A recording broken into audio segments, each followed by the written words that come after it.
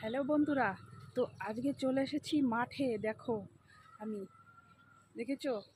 আর তোমাদেরকে একটা জিনিস দেখাই, তোমরা অবশ্যই দেখো, খুব ভালো লাগবে। দেখো, এই মাঠে আমি এসছি, আর এই দেখো বকগুলো দেখতে পাচ্ছ, কতগুলো বক এইখানে।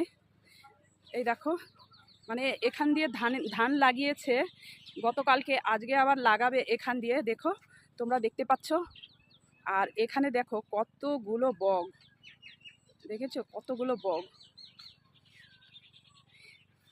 তো দেখে তো আমার অসাধারণ লাগলো, তোমাদের কেমন লাগলো অবশ্যই কিন্তু কমেন্ট করে জানিও।